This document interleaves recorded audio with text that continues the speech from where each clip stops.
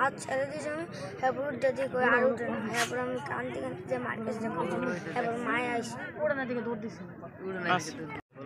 জি ভাই বলেন। ঘটনাটা হচ্ছে দুপুর 2টার দিকে ওরা মনে হয় কি গাছ বাগানে খেলতেছিল, খেলার ভিতরে ওই যে বড় মেয়েটা বলছিল যে আয় আমরা গাঙ্গে যাবো গোসল করতে আইসা ওই যেরকম গাঙ্গে নামছে, গাঙ্গে নামার পর ওরা হাত ধরে টান দিছিল, ওরা যেরকম ওর হাত ছুটে গেছে ওই মেয়েটা মনে করেন কি গাঙ্গে ফেলে গেছে। তো ওই আবার মনে করেন দৌড় দিয়ে বাসায় গেছে, বাসায় গিয়ে আর আম্মুরা ডাকিয়ে নিয়েছে, নিয়ে আনার পরে যেরকম এই ঘটনা মনে করেন সব মানুষজন জানতে পারছে। আচ্ছা ওই মেয়ে কি সাঁতার জানতো না? জি না, মেয়ে সাঁতার জানতো। বিয়ালাই ছিল দাদি বেড়াইয়া গেছে বাড়িতে, ওই নাতি ঠিক গেছে তোর খুব শরীর ভালো না বেশি, তুই থাক দুদিন বেড়াই যা।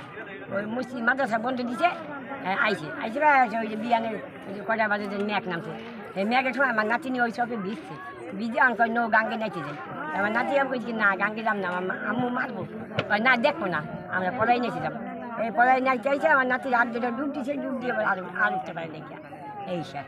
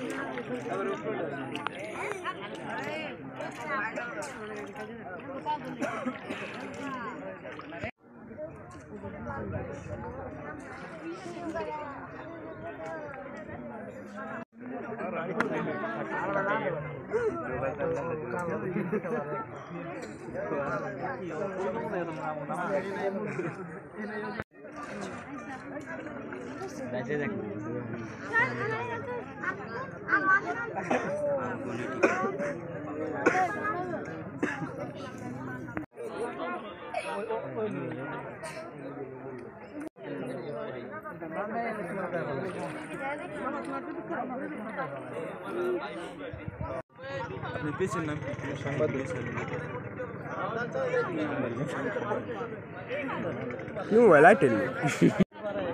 হ্যালো আনা এই যে গাঙ্গের পার হইছে নদীর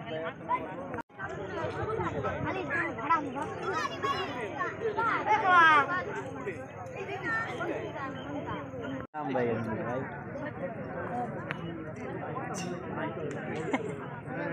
रामनुड़े लोग ना बुद्धि से आइटे लो तो नहीं जूम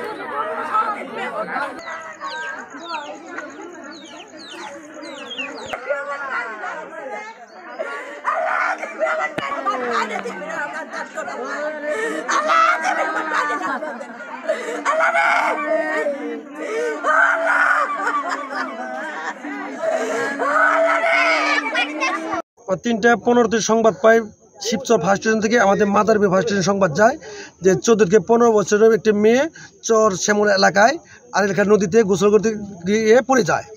তাৎক্ষণিক আমরা সংবাদ পেয়ে এখানে ঘটনাস্থলে 4:17 পৌঁছার পর আমরা 4:27 থেকে এই পর্যন্ত অদবিবন্ত সিরিন অভিযান দিয়ে উদ্ধার কার্যক্রম চলে যাচ্ছে। মাগরিবের আজান পর্যন্ত আমরা আমার ডুবুর টিম উদ্ধার কার্যক্রম চলে যাচ্ছে। এখন এলাকার জনগণের যেভাবে ডুবার কথা ছিল ওইভাবে ঠিক আমরা ডুবা দিছি, কিন্তু এখন পর্যন্ত আমরা উদ্ধার কার্যক্রম করতে পারি না। এখন নদীতে প্রচণ্ড স্রোত হয়তো আমার জানার মধ্যে এখানে হয়তো নাই, অনেক দূর হয়তো ভেসে গেছে গা। এখানে আজকের মধ্যে এখানে আমরা সমাপ্ত ঘোষণা করতেছি। পরবর্তী যদি লাগে যদি আমরা আসবো।